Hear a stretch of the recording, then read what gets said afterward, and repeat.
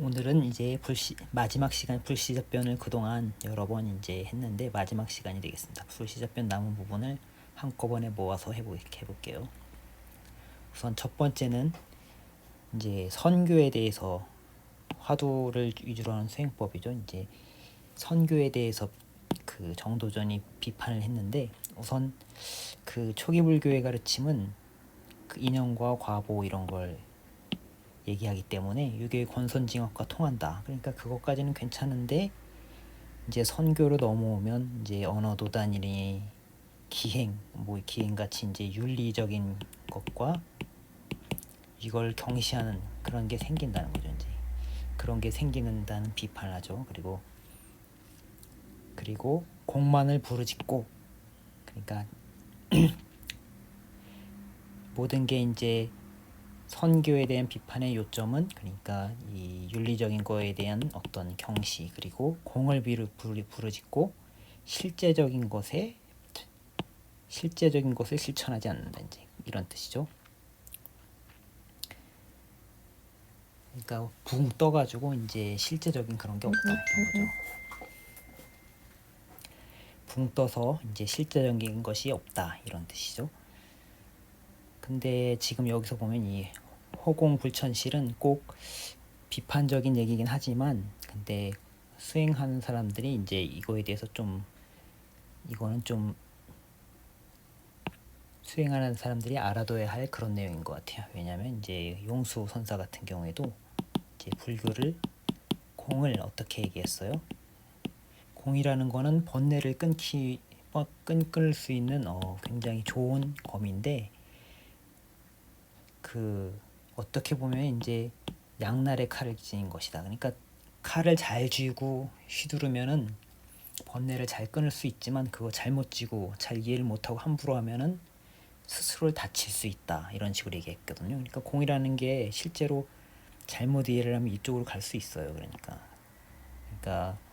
너무 이제 과격한 쪽으로 간다든가 그런 쪽으로도 갈 수 있죠. 물론 불교는 훨씬 다른 거에 대해서보다는 좀 그런 위험성이 적긴 하지만, 그 다른 종교 같은 특히 그 사이비 종교 같은 경우 보면은 너무 과하게 이제 거기에 빠지면은 이제 너무 그 현실에서 동떨어진 일을 막 하게 되고 막 그렇게 되잖아요. 그렇죠?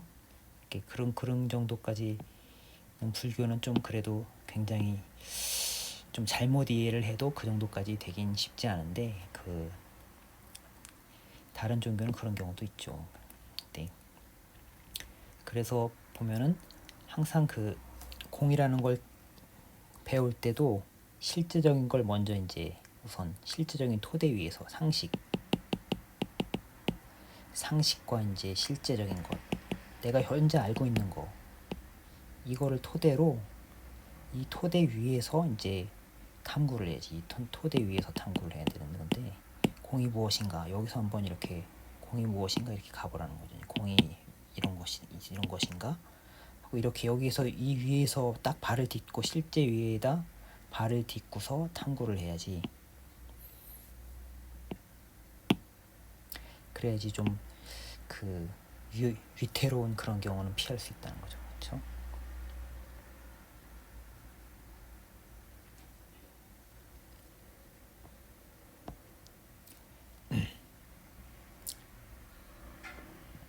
왜 그러냐면, 이 상식과 실제라는 거는 뭐예요? 내가 항상 여태껏이 계속 살아왔던 내용 아니에요. 내가 지금껏 계속 해보고 배틀 테스티드 된 거죠. 그러니까 실전에서 테스트가 된 거예요. 다 배틀 테스트 된 거. 실전 테스트가 다 끝난 거기 때문에 얘는 그 뭘 처음 만들 때 항상 새로운 걸 배우고 뭘 새로 만들어서 해보면은 어딘가 좀 잘못되는 경우가 있을 수 있잖아요. 그런데 많이 그걸 써보고 한 거는 그런 것들이 다 이제 그 잘못된 것들이 좀 적단 말이에요. 그러니까 이건 실전 테스트가 된 거기 때문에, 현실은 상식과 실제는, 그러니까 실전 테스트 된 것 위에서 그 다음에 공을 이렇게 그 위에다가 공을 확실히 이해했을 때 그때 이거를 버리고 이제 일로 가야지. 이걸 그냥 제대로 실제가 없는데 일로 갑자기 가버리면 좀 위험한 경우도 볼 수가 있다. 그러니까 이런 용수선사가 얘기한 그런 내용이 이제 그런 내용인데, 그 비슷한 내용이라고도 볼 수 있죠, 이제 얘기를. 그래서 근데 불교라는 거는 그 결국에는 불교는 다른 종교와 달리 그 추구하는 바가 뭐예요? 어떤 자유잖아요. 대자유, 해탈이잖아요. 해탈. 불교의 최종 목표는 해탈. 이거 일종의 자유라고. 대자유. 자유인데, 자유이기 때문에 이 법에 옳고 그른 것, 법. 여기선 그냥 뭐 모든 법이라는 게 여러 가지 의미로 쓸 수 있는데, 여기서는 그냥 옳고 그른 것이라고 해석을 해도 될 것 같아요. 그러니까 바른 것도 마땅히 버려야 하는데 바르지 않은 것은 말할 필요도 없다, 이런 거죠. 그러니까 바르지 않은 걸 버리는 거는 이제 이거는 상식적인 거죠, 그렇죠? 근데 바른 것도 버린다. 이건 이제 공에 해당하는 거죠, 공.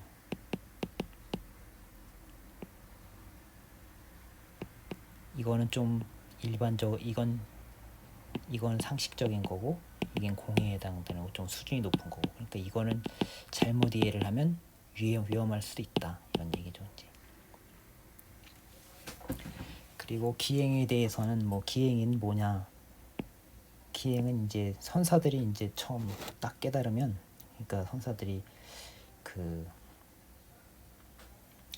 어떻게 나오느냐 하면은, 이제 사람들은 다 이제 자기 개인적으로 뭐 어떤 여기서 뭐 윤리적인 거 그런 게 어떤 윤리적인 중압감이 조금은 다 있단 말이에요. 윤리적인 중압감이 있는데, 이걸 계속 짊어지고서 이제 뭐 짊어지고서 살아왔단 말이에요. 이걸 짊어지고서 윤리적인 중압감을 짊어지고. 근데 선사들이 이제 탁 깨달아 보니까, 이게 이제 공하다 하는 걸 아니까 어떻게 돼요? 별거 아닌 걸 가지고 내가 너무 부담을 느끼고 살았구나 그동안, 이런 식으로 생각이 들겠죠. 그러니까 이제 약간 기행이 좀 나오는 건데, 근데 기행이라고 해봤자 근데 뭐 강도 살인하고 막 이러는 거 아니잖아요. 선사들이 하는 거는 뭐 어디서 뭐 오줌 깔기고 뭐 술 먹고 누워 자고 뭐 이 정도 하는 건데, 사실 뭐 그 수행자의 입장에선 큰 기행이지만 뭐 일반적인 사람 입장에서 보자면 사실 귀여운 정도죠, 그렇죠? 그러니까 뭐 이해할 수도 있지 않나, 이렇게 생각이 들고.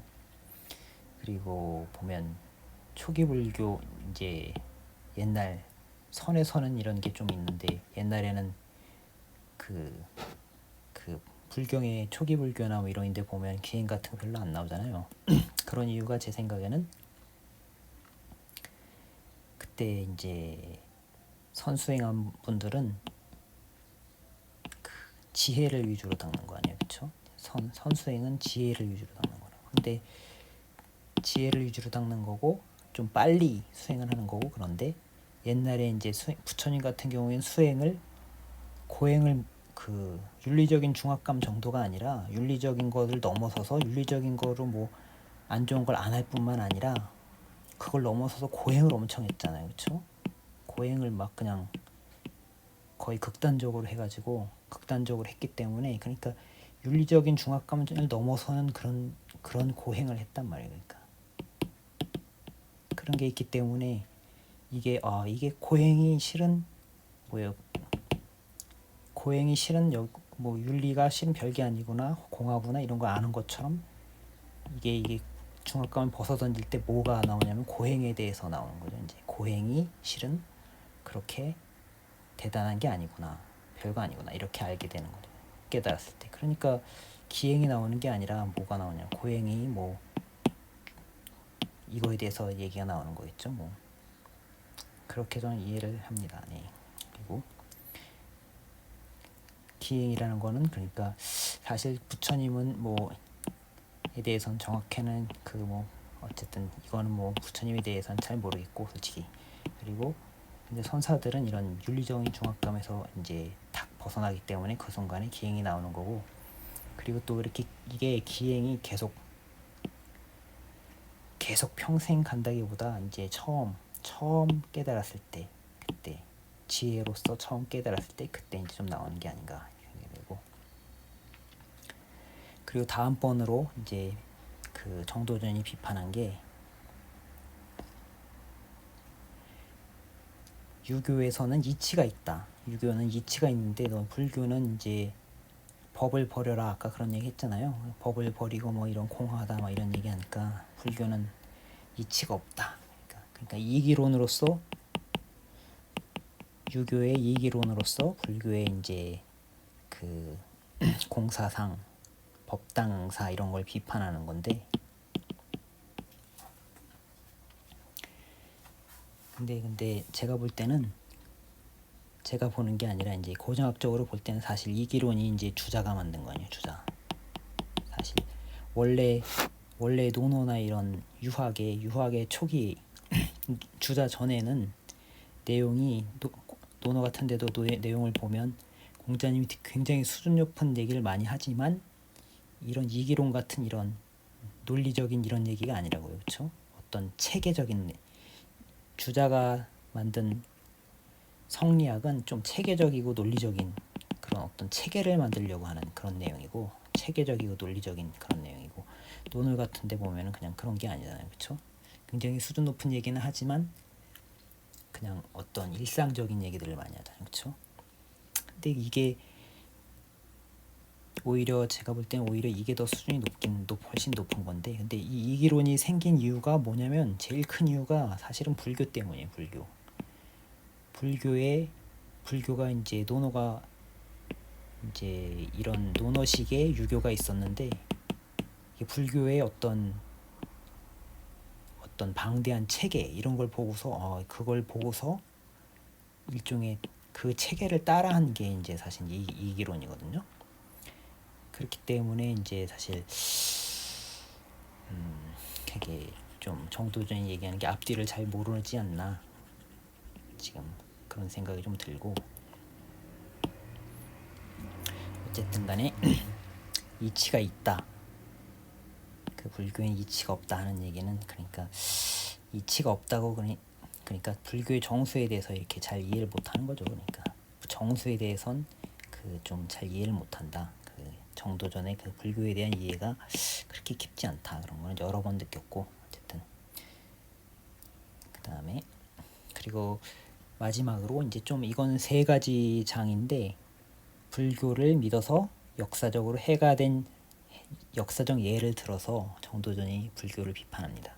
그러니까 부처님을 섬겼더니 화를 입었다. 그러니까 어떤 왕이 있는데 이 왕이 불사를 아주 열심히 했다 이런 말이에요. 근데 불사를 많이 했는데 빨리 죽었다.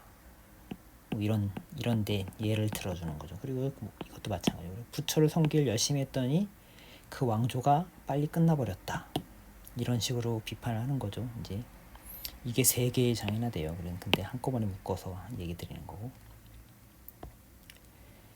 근데 실제로 이제 불교를 믿었던 나라들, 불교가 가장 일종의 국교처럼 융성했던 나라들을 보면은 중국에선 의외로 별로 없어요. 당나라 다 유학이 거의 항상 유학이 항상 넘버원이었고 불교가 가장 융성했던 때는 당나라밖에 없어요. 당나라. 그리고 한국에서는 삼국시대, 고려시대. 그리고 조선으로 오면서 유학으로 바뀌죠. 그렇죠? 정도전이 이제 유학을 건국 이념으로 삼아서 유학을 만들었는데 근데 의외로 보면은 이 나라들이 다 당나라, 삼국시대, 고려시대 이 세 때는 다 활력이 있었던 때고 굉장히 융성했던 때예요. 당나라는 중국의 여러 왕조 중에서 가장 융성했던 때를 당나라 때로 치거든요. 그러니까 불교 믿었던 때가 딱 한 번 있는데 당나라 때가 제일 융성했고 그리고 고려도 우리가 이제 자꾸 고려 말에 뭐 이제 그것만 얘기를 해서 그러는데 실제로 고려도 굉장히 그 해외 교류도 활발했고 해외 교류 그러니까 그 외국인 항 뭐 이런 게 있었다는 거예요. 외국인들이 뭐 들어와서 뭐 사는 그런 항도 있었고 외국인도 많이 살았다고요. 고려 시대에는 많이 살았고 그리고 그때 뭐 나라가 이름이 알려져서 코리아라고 이렇게 알려지게 됐고 고려라는 이름이 이제 세계에 알려지게 됐고 그러니까 사실은 불교가 융성했을 때 사실 그 나라가 못 살았다 이렇게 얘기하기는 힘들죠. 특히 불교가 융성했을 때보다 오히려 유학이 융성했을 때는 오히려 더 유학이 왜요? 유학은 좀 가족윤리적인 게 있잖아요. 가족윤리. 그러니까 우리 가족의 불교는 수행자들에 대해서는 뭐 이렇게 해야 된다 저렇게 해야 된다 말을 많이 하지만 사실 가족에 대해서는 누가 아버지는 뭐한테 뭐 해야 되고 뭐 이런 얘기는 별로 사실 그렇게 많지 않잖아요. 그러니까 유학은 가족윤리에 대해서 가족에 대해서 이렇게 해야 된다 저렇게 해야 된다 이런 얘기가 많다고요. 그렇기 때문에 사회가 좀 경직되게 만드는 그런 면이 있죠. 대신 질서가 있게 만들기도 하지만 질서가 있고 반면에 또 경직되게 만들고 그러니까 좀 빡빡하게 살죠. 유학이 있으면 유학이 그 지배 이념이 되면 좀 빡빡하게 살죠. 그러니까 당나라 때나 이런 때가 오히려 더 활력이 있는 나라라 저는 그렇게 생각을 하고 그리고 또 한 가지 얘기하고 싶은 거는 인과를 연결하는 거. 그러니까 누가 불교를 믿었더니 망했다. 이게 사실 앞뒤를 부처님 얘기할 때는 선인선과 좋은 원인은 좋은 과보를 맺겠고 나쁜 원인은 나쁜 과보를 맺는다 이렇게 얘기를 하잖아요. 근데 불교를 믿었더니 망했다 하는 거는 이게 불교를 믿어서 망했다라고 할 수 있냐 이 얘기죠. 그러니까 어떤 사람이 내가 오늘은 아침에 출근하는 길에 검은 고양이를 봤단 말이에요. 검은 고양이를 봤는데 출근하다가 교통사고가 났다. 뭐 차에 뭐 뒤에서 박았다. 뭐 이런 식으로 얘기를 할 수 있단 말이에요. 그러면 그 검은 고양이 때문에 교통사고가 났다. 이렇게 얘기할 수 있냐 이거죠. 그렇죠? 그렇게 하지 않고 다른 걸 또 원인을 그 사람이 이제 뭐 다른 차가 와서 그 차의 주인이 뭐 졸았기 때문이다. 뭐 이렇게 얘기할 수도 있는 거고 다른 원인을 인과를 연결한다는 게 사실은 굉장히 어려운 거거든요. 무엇을 갖고 연결해야 되느냐. 그러니까 불교를 믿어서 망했다 이렇게 보기 힘들다는 거지. 그러니까 부처님이 얘기할 때는 이걸 연결을 하는 게 어려운 게 사실은 그 세상 이치라는 거지. 그리고 그러니까 연결을 하는 게 과보의 증거를 만약에 어떤 그러니까 뭐 기독교에서도 그러잖아요. 뭐 신이 세상에 있다면 뭐 왜 세상이 왜 이렇게 개판이냐 뭐 이런 식으로 얘기를 하잖아요. 신이 있냐 없냐 할 때 그런 얘기 하는 것처럼 불교에서도 똑같이 이제 불교에는 인과응보라는 게 정말로 있다면은 왜 불교를 잘 믿고 한 사람이 왜 망했냐 이런 거죠. 근데 우선은 첫째 불교를 믿어서 망했다 하고 연결을 해서는 안 된다. 그리고 두 번째로 만약에 그럼 거꾸로 생각을 해보면 우리가 어떤 선행에 대해서 선행의 그 결과가 명확하게 보일 수 있다면 결과가 과거에도 제가 한 얘기인데 그때는 뭐 슈퍼맨 뭐 이런 걸 비유를 들어서 얘기를 했는데 선행의 결과가 명확하게 보인다면 그러면 어떻게 되겠어요? 그렇게 가정을 해보세요. 그러면 선행의 결과가 명확하고 악행의 결과가 명확하게 보인다. 그렇게 가정을 해보세요. 인과를 연결하는 게 굉장히 쉽다. 그래서 명확하게 보일 수 있다. 그럼 어떻게 됐어요? 선행, 악행이 없어지죠. 그럼 선행을 하면 당연히 선행이 좋은 결과가 있는 게 눈에 빤히 보이고 악행을 하면 나쁜 결과가 있는 게 빤히 보이면 그 사람한테 선악을 행할 자유가 없어지는 거예요. 그러니까 신이 있는데 왜 이렇게 세상이 이렇게 불합리하냐 이런 얘기는 좀 인과응보가 있는데 왜 세상이 이렇게 인과응보가 잘 알 수 없게 이렇게 돼 있냐 하는 거는 똑같은 얘기라는 거죠. 그러니까 인과응보가 있으려면은 이게 세상이 이 선행과 악행의 이 결과가 명료하게 드러나면 안 된다. 이게 드러나면은 인과응보가 없어진다는 거죠. 주식시장 같은 데서 마찬가지로 이제 예전에도 주식 얘기를 드렸는데, 주식시장 같은 데서도 만약에 이 주가가 내일은 얼마고 이게 다 알 수 있다, 미리 알 수 있다. 그럼 주식시장에서 아무 주식 거래도 일어나지 않겠죠. 그러니까 뭐가 일어나지 않는다. 그러니까 마찬가지예요. 그러니까 과보의 증거가 어떤 역사적으로 이렇게 우리 주변에서 경험으로 봐서 혹은 역사적으로 봐서 이게 명료하게 드러나야만 된다 하는 것 자체가 이제 자기 모순이라는 거죠. 그렇죠? 그리고 이게 마지막 장입니다. 드디어 마지막인데, 그 정도전이 이단을 물리치는 걸 쓴 이유를 이제 써요. 이제 왜 내가 이 불교를 왜 비판했는가. 그러니까 불교는 뭐라 그래요? 그냥 무식한 사람이 이제 얘기를 하면 그냥 그런가 보다 하고 그냥 나 시끄러라 그러고 그냥 마는데, 불교는 워낙에 말이 고상하고 미묘하기 때문에 그 사람의 어떤 그걸 바꾼다는, 그래서 이제 안 좋다 이런 얘기를 하는데,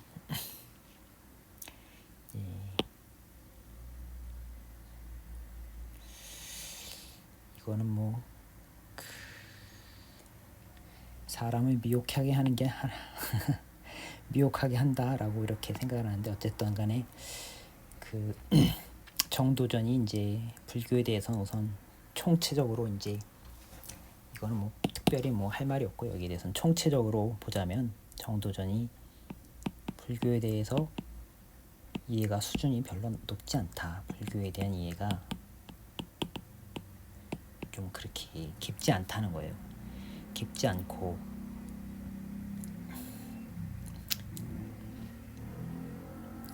유학에 대해서는 뭐 좀 어느 정도 있긴 하겠지만, 뭐 불교에 대한 이해가 깊지 않아서 사실 내용을 전체적으로 따져보자면 그렇게 이제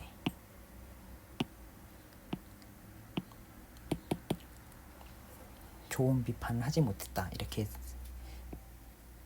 일반적인 그런 비판을 했는데, 불교에 대한 이제 일반적인 사람들이 가질 수 있는 그런 비판을 했죠. 이제 전체적으로 보자면. 그래서 이제 이만큼 했고, 이제 이것으로써 이제 불시잡변은 최종 마치도록